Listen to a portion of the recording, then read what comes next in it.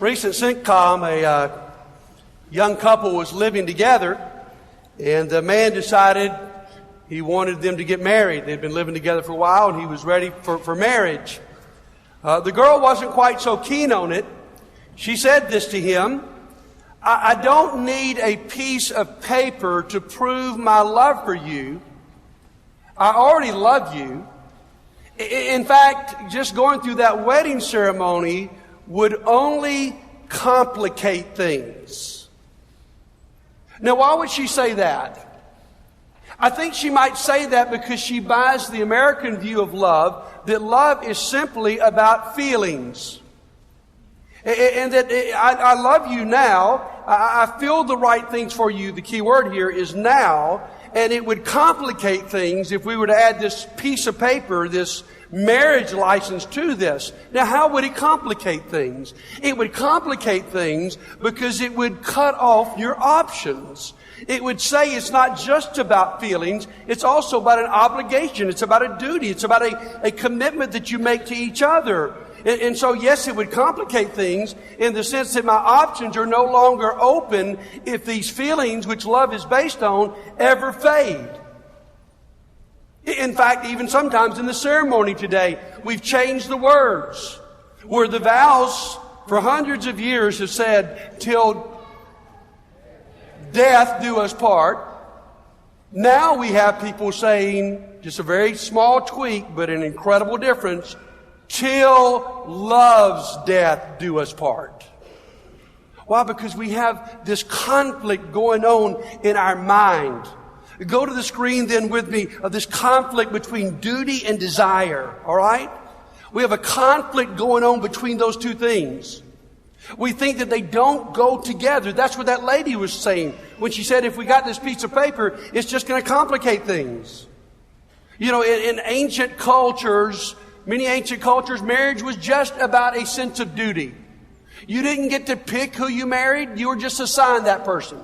It really wasn't so much about your feelings as much as it was just this was a social contract that held society together and your family together. And it really didn't matter too much whether you had feelings or not. That was not what it was about. That was sort of an ancient view of marriage. In a modern Western view of marriage today, it has very little to do with duty. It simply has to do with desire and passion and feelings. And so now you do get to pick your mate, which I think we probably agree is a good thing. But you also seemingly have the power to unpick your mate. Because if the feelings fade, I just jump out of there. Now here's what I want you to see this morning. In the Bible, there is no conflict between duty and desire. In fact, the Bible unites duty and desire. The Bible unites promise and passion. The Bible unites commitment and feelings. In fact, I think biblically it would not say there's a conflict between duty and desire. The Bible would say those two things are complementary of each other. Now, listening to the messages the last few weeks, you might have gotten the idea the only thing that I'm trying to teach here is about the duty of marriage, and you got to stick in there no matter what happens, and it's hard work and all those things we said. Those things are true, but don't make that your only picture of biblical marriage. Some people try to say that's all biblical marriage is. They have not read the Song of Solomon, have they? The Song of Solomon, you know, if you want to get in something in the Bible that's pretty explicit, pretty descriptive about the passion of marriage, about the unity in marriage, even physically, go to the Song of Solomon. Biblical marriage unites those two things. And as we go to our chapter today, Ephesians 5, where again, right now we're just looking at one verse. It's verse 31 that makes that all rather plain. Listen to what Paul writes. Now you'll notice as we read this that Paul simply quotes the first instructions given by God back in Genesis chapter 2 that explained to us what marriage was all about. Listen to it. For this reason a man shall leave his father and mother and be united to his wife, and the two shall be one flesh. Paul thought that was important enough that it needed to be repeated because it's the essence of marriage. Because we see those two things here, duty and desire. That word united, I think the older translations still get it better. You are to leave your father and mother and you are to cleave to your wife. The word cleave there literally means you are to be glued together. And listen to me. This kind of glue is not Elmer's glue, I promise you, all right? This is permanent glue. This is glue that's meant to keep you together forever. That's the duty part. But then he also mentions here, the two shall be one flesh. That's the passion part. That's the feeling part. And God wants those two things to come together. Now, the question in today's message is, how do duty and desire fit together? We live in a culture that says they're almost opposite. We live in a culture that says if you throw duty in, you've just complicated the relationship. You've not helped it. What's our answer to that? Well, let's just study for a little bit. First of all, you must see yourself in marriage as a covenant maker, not a consumer. Now, the key word in today's message is a word we don't use much anymore, and we've lost something. It is the word covenant. You see, too many of us have a consumer mentality, even when it comes to marriage. Now, what is a consumer? Let me give you some definitions. A consumer, you stay connected as long as your needs are being met. In lots of areas, that's a pretty good thing. You've got a cell phone. You're a consumer of that. If your cell phone provider is not providing good service and where you live, it's sort of crackly and hard to understand. Or if another cell phone provider comes along and says, I can give you the same thing for a much lower price. As a consumer, you'd be a nut to stay in a covenant relationship with your cell phone provider. You just don't do that, okay? You go, you know what? I'm cutting my losses with these guys, and I'm moving on with somebody better. You know, if you run a business, you know, and someone is servicing you some material, you're going to stay with them until they become too expensive or someone else could give you the same product for less. Because you may end up not making a profit because you have stuck with somebody that's really unprofitable. That's why we say you cut your losses. We do that in most every area. Maybe you've been shopping Winn-Dixie forever and you like Winn-Dixie, it's nice. But all of a sudden, right beside your Winn-Dixie store, they open this sparkling brand new Publix that seems to have a different array of products. As a consumer, you have no hesitation to go, you know what? I've shopped at Winn-Dixie for 20 years, but right now I think I prefer to go to this new Publix store. That's what consumers do. Now, the problem is when we begin to be consumers in our marriages. Now, I don't know about you, but most of us in our dating life, we were consumers. If things got tough, or if you begin to think you were giving more than you were getting, or there was tension, I don't know what you did, but I just got out of there, right? I mean, because that's the way it went. Now, a covenant relationship is completely different. Now, let me give you a definition of covenant. You've got it up there. It's a sacred binding promise. It's more than just a promise. It's sacred. And here's the cool news, is that we serve a covenant-making God. We've got great examples of this. Let me tell you a story about one of the first covenants in the Bible. It's really, really a weird story. But God has promised Abraham that he will be a father of nations. And God wants to glue it together.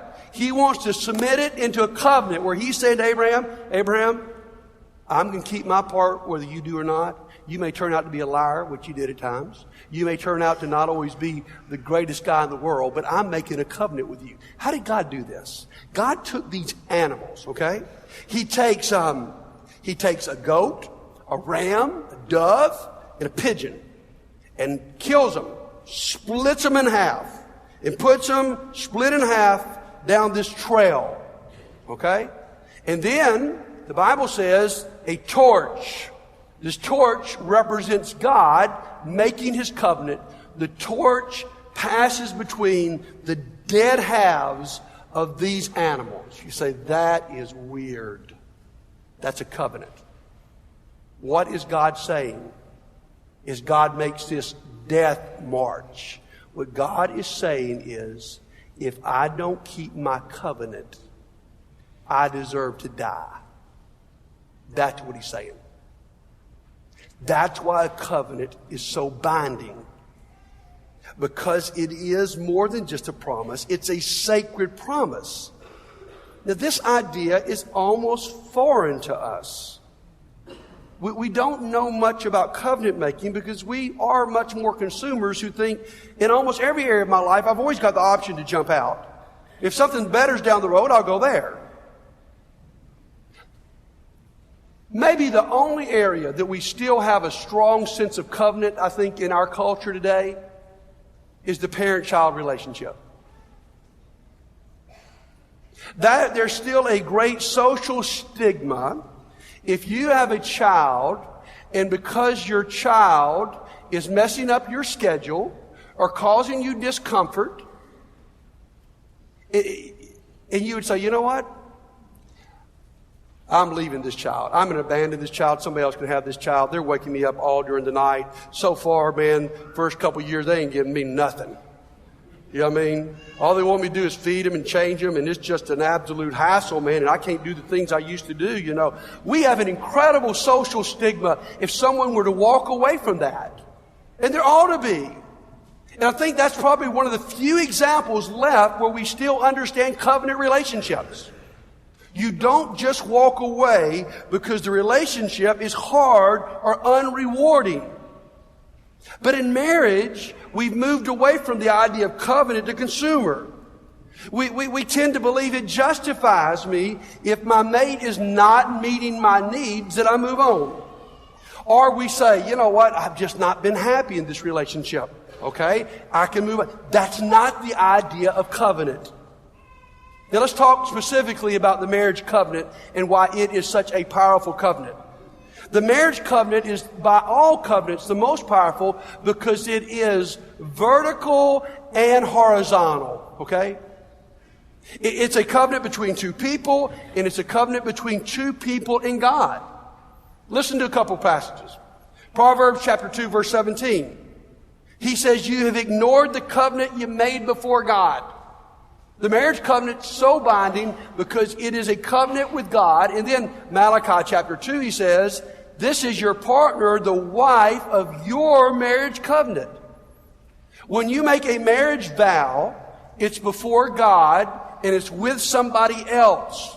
There are covenants in the Bible that are just between two people. That's cool. There are covenants between someone and God. That's cool. But marriage is beyond all of that. It's between all parties, vertical and horizontal. That's why when I stand up here to perform a wedding ceremony, in traditional vows, there are two parts. And they represent this. Do you, Jane, take blank to be your lawful wedded husband, promising before God and your friends and family that you'll be a faithful, loving, devoted spouse? Now, what position are we in on the stage at that point? Who are they facing? They are facing me. At this point, when they say the I do's, the I wills, they're not facing each other. They're facing the preacher. The significance of that is that that first part of the vow is not being promised to me, it's being promised to God. The I do is being said traditionally to God. You're making a covenant with God. Now then, what do we do after that? We say, okay, hand your bouquet over here, and now let's turn to each other, and let's hold hands. And you repeat after me. I'm going to be there in sickness and health, to love and to cherish, till death do us part. I mean, now you're making the covenant between each other. Because there is something to these traditional vows that's especially important. It's more than just a piece of paper. It's more than just words. It's a covenant you make, first of all with God, and then with each other. Now here's what I want you to understand this morning. That is far superior to our modern day view of simply romantic, passionate love. Now, don't get me wrong now. Biblical love involves duty, and it does involve desire. It involves commitment, and it does involve passion. But the Bible would say those things, they're complementary. They don't complicate things. They make things a whole lot better. Now, why is that true? Let's talk about that for a moment. Why are covenant vows superior? Number one, they give you a concrete expression of love. There's something concrete here. There's something that says this absolutely means something. That's why I sort of hate it when people go to the public, go down to the courthouse to get married. I say, but come by my office. Don't do that. Let's do something that involves God. Let's just don't go get the piece of paper. Let's do the thing right, because the covenant vows are a concrete expression of love. It means something. As your children are growing up, I try to say to my children, sort of silly things they hate to hear. Make a kiss mean something, all right? If you kiss some girl, it better mean something. Don't just go around kissing everybody. That's something you need to say for somebody special. And don't you just run around telling everybody when you get a little excited that I love you. That's an easy thing to do. And guys, the words I love you are really pretty cheap words in today's culture. I mean, we can just say that over and over again. I love you, I love you, I love you. Someone might say, I love you one day and actually break up with you the next day. Anybody ever experienced that? It happens. And that's why we need something better than just saying, I love you. I hate some of the new vows that people write for themselves, because it's like, I just love you and I think you're beautiful and I think this is just the really greatest thing in my life. A covenant vow is way beyond that. Beware of someone who wants to tell you they love you but won't make a vow of marriage. Now, I'm not saying you don't get another relationship. That's okay. But don't say, well, let's go live together and test this thing out. I mean, first of all, don't marry somebody if you don't want to marry them. But if you're going to marry them, do it right. Make it a covenant between you and that person and God. All right? Number 2. The superiority of covenant vows is that it gives you space for vulnerability. We all understand when we're dating, we put our best foot forward, don't we? I mean, if someone didn't do that, you wouldn't keep dating them, right? I mean, you'd cut that off pretty quick. I mean, we want to impress and we want to entice. You ever see somebody and all of a sudden they're dressing up all the time? And you think, man, you're normally a slob. What's happened to you? Well, normally they're seeing somebody they want to impress. And so they're dressing up, and so that's what you do when you're dating. You want to look right. You want the chemistry to be right. I mean, even when you come to the marriage ceremony, I mean, everybody looks. Have you ever seen an ugly bride? I mean, I've seen them ugly the day before. I've seen them ugly afterwards. But in that moment, I'm telling you, everybody. My wife is shaking her head at me. I don't know why. Okay.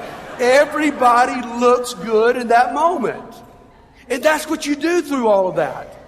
But the truth is, we don't always look good. The truth is, he goes bald. The truth is, she wakes up without her makeup on. The truth is, we put weight on. The truth is, that we lose some of the pizzazz maybe we had when we were younger.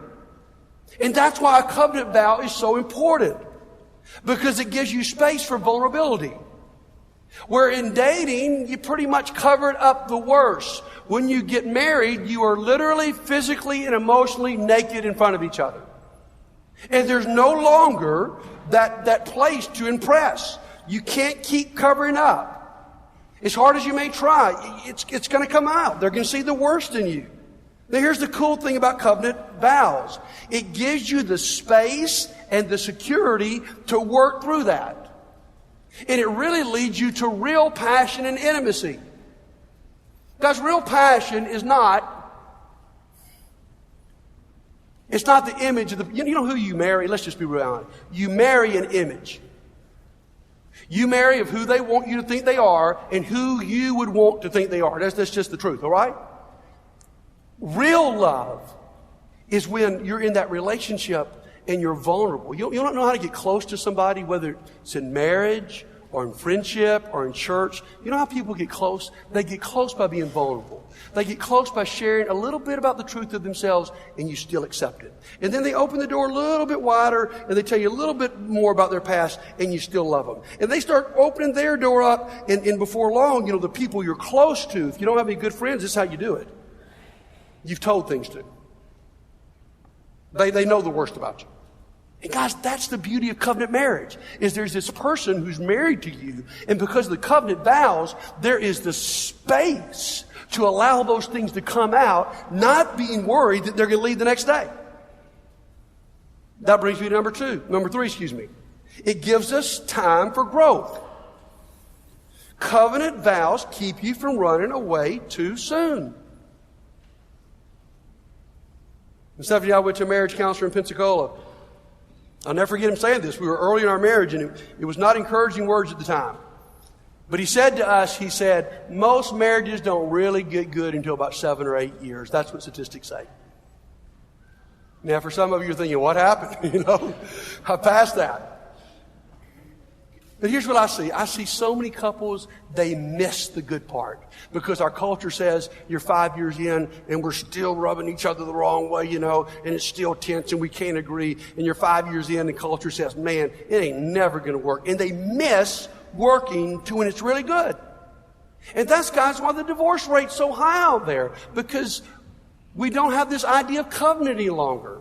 And the truth is, it's not keeping you more passionate. It's keeping you from passion because you don't have the time and space to build it. And so you need covenant vows that give you that space and give you that time.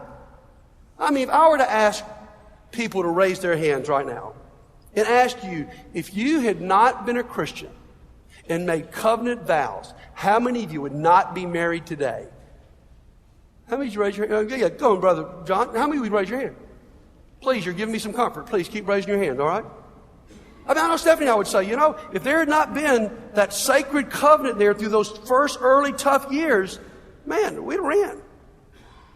And then we'd have missed out on the best. And that's why we've got to teach this idea of covenant. It gives time for growth. And let me give you another point here. Why is it better? It gives the promise for the future. Covenant vows, the vows you make when you get married are not about the present. That's why these new weird vows are not good. Because what they're saying is, I see you right now and you're so beautiful and so cool and I love you. That, everybody knows that. You wouldn't be standing up there if you didn't like each other. Come on. What those vows are about is how you're going to feel about each other in the future. That's what they're about. I like an article written by a guy named Lewis Meads called Controlling the Unpredictable, the Power of Promising. And he says this statement, I think it's true. We are largely who we become through making wise promises and keeping them. If you want to have good character, if you want to be a good person, it's about making promises and keeping them. If you want to over there be the person you dream about being, then you're going to have to learn to live in covenant relationships. So, it's not just about now, it's about then. It's about the future. It's about saying, I'll be there. I can remember walking the beach of Pensacola the night Stephanie and I said, you know what? This has been hard. We're getting some help and we're going to work through this. But here's what we got to have to promise each other. I got to know that when I wake up every morning, you're going to be there. I can't every day wonder. And you've got to know the same from me. That was a breakthrough moment in our marriage. And that's what a covenant vow is all about. Because you don't know what the future holds. We've had some incredibly beautiful pictures of this here in this church. I think of Brother Bill Page. And when his wife Dot got Alzheimer's and the way he served her. I think about Miss Brenda right now and what she's going through with Ron. I think about others of you, like Miss Cindy and what happened with her husband Alex. That's not, when you're standing there, you're not thinking, one day, I may have to feed my husband. One day, my wife may wake up and not even know my name. That's why a covenant vow is important. Because you're saying, you know what, I'm promising, not just about right now when everybody looks cool and acts cool. I'm promising what happens in the future is going to be good. Now let me say this. Let me just add a quick addendum here. And I don't have time to address this. But I'm not trying to say here that there's never a time where a marriage should be ended. I'm not trying to say that. Biblically, there are times where things are so horrific that God gave permission for marriages to be ended. Matthew 19, he talks about adultery.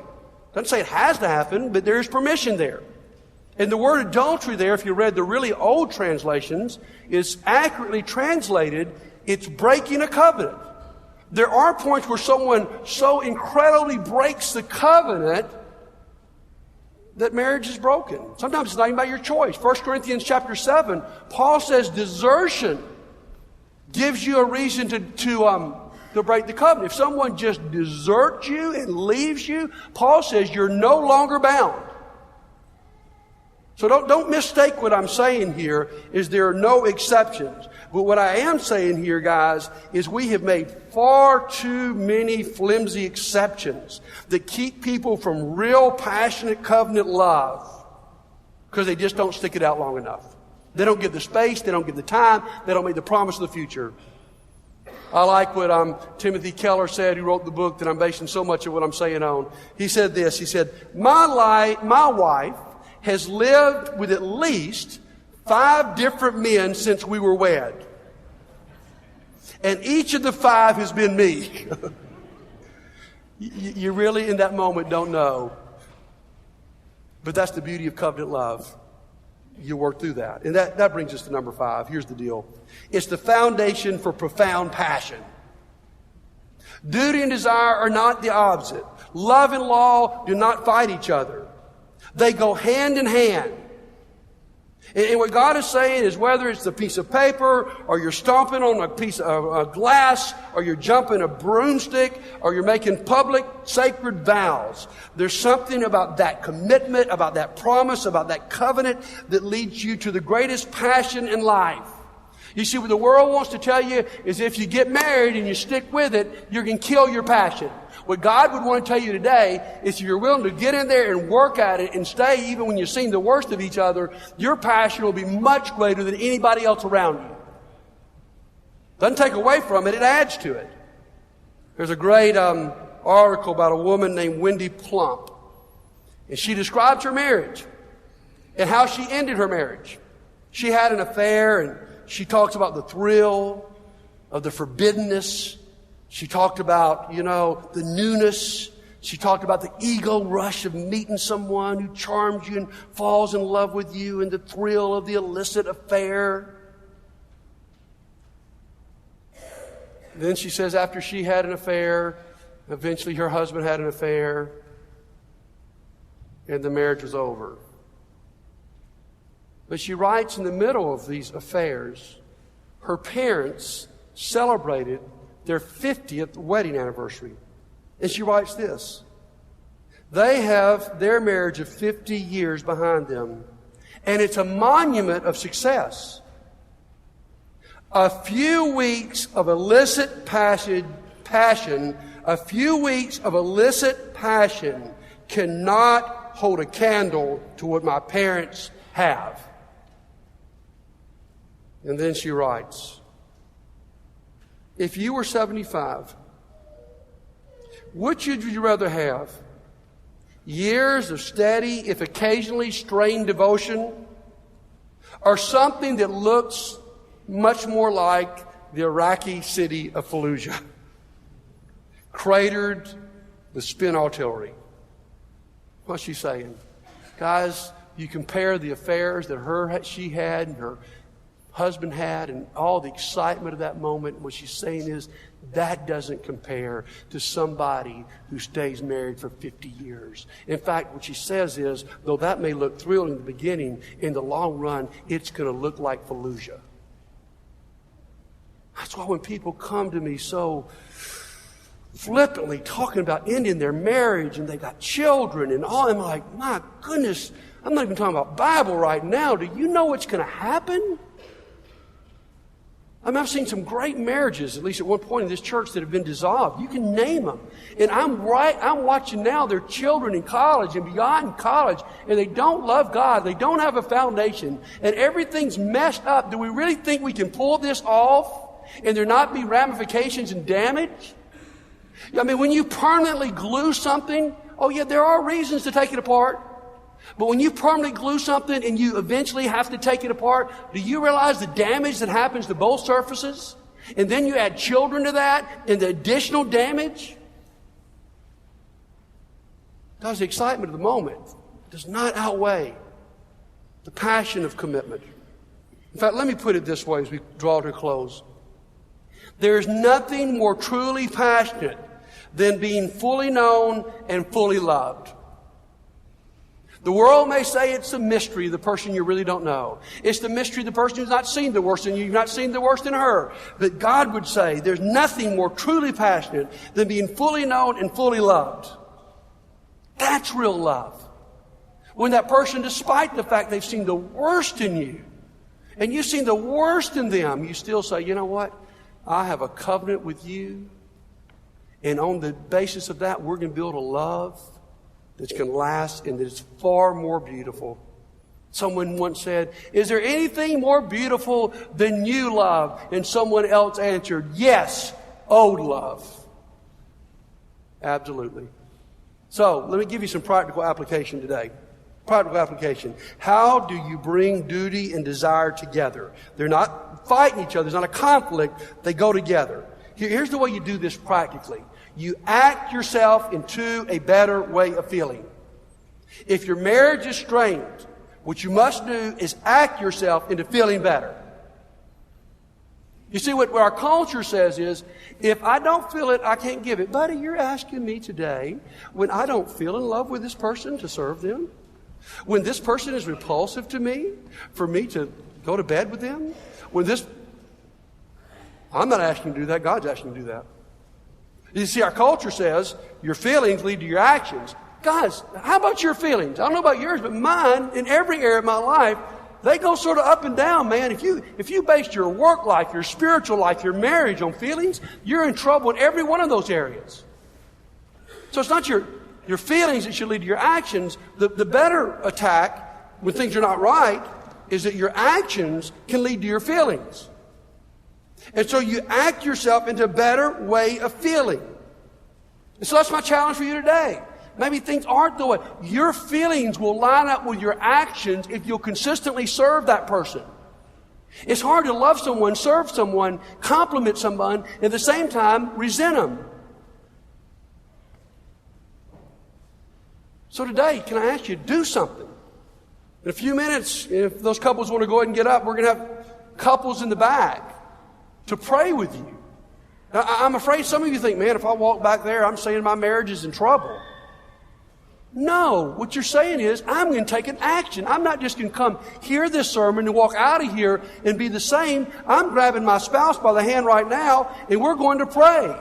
And maybe we got a solid marriage, but there's been some tension there. It's not everything it ought to be. And we're going to do something. I'm either coming forward and we're going to confess this thing and get the prayers of the whole church, or the least I'm going to do is grab you by the hand and get back there and pray with somebody. Take an action.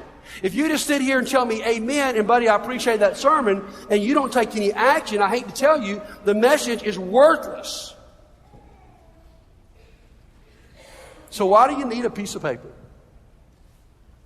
Because it's that covenant relationship that gives the relationship the opportunity to grow and to thrive. That's why you need it. I'll never forget being in a small group years and years ago. And we were talking about marriage. It's probably the most awkward moment I ever remember in a small group. And you know, buddy, we always go around the circle, so everybody's got to talk. And I made a mistake. Because there was one couple in our group, and we all knew they had a terrible marriage. They just basically couldn't stand each other. It was shocking that night they were even sitting beside each other. And so we all had to go around the circle and say something good about our spouse. And most everybody, that was pretty easy and fun. And finally we got to this couple, and it got to the man. And you know, he did well. I mean, he said a few things, you know, nice. But it was obviously wasn't natural. It was a struggle. And then it got to her. And she just sat there. I thought she was never going to say a word. It felt like it was 5-10 minutes. She just sat there, and even I didn't know what to say. I didn't know, like, hey, let me tell you something good about him. I mean, I didn't know what to do. I'll never forget what she finally said. She said, the one good thing I can say about our marriage is we show up at the same address every night. That was the best she could say. Now, I'm not telling you that's okay, but I am saying this. That's a foundation. That actually says something good about them. That says there's a foundation of commitment that we could build off if we'd get busy, if we'd do something, if we'd act. And so this morning, there's hope for your marriage, even if the best thing you could say awkwardly is, we show up at the same address. We're there. You see, Jesus taught us about that kind of love. The cross was not about God having these emotional feelings when He's on that cross. Jesus got spit on His face. He's ridiculed. He's dying. He's in pain. He doesn't stay on that cross because for some reason He feels like doing that. He stays on that cross because He wanted to establish a blood covenant relationship with you and with me. He stayed when He could have called 10,000 angels. And that's why you can have a covenant, everlasting relationship with God. But here's the most wonderful thing about God. He knows everything about you. He knows He knows more bad things about you than you know about you, you know? You are fully known to God, and yet you are fully loved. It's off that foundation that you can build a beautiful life. It's off that foundation. April, I've been waiting for some applause. I appreciate it, all right? It's off that foundation that you can build a successful marriage, fully known and fully loved. So right now, we're about to sing. You need to take some action. There's going to be some couples in the back. We'll be down front here. If right now you need to take action, you don't feel like it, you want to stand there and stay mad at your spouse, you take some action. Pray with somebody. Do something. And remember what covenant is all about, and that in the long run, it can lead you to more passion and more desire than you'd ever have any other way. Why don't you stand together and sing?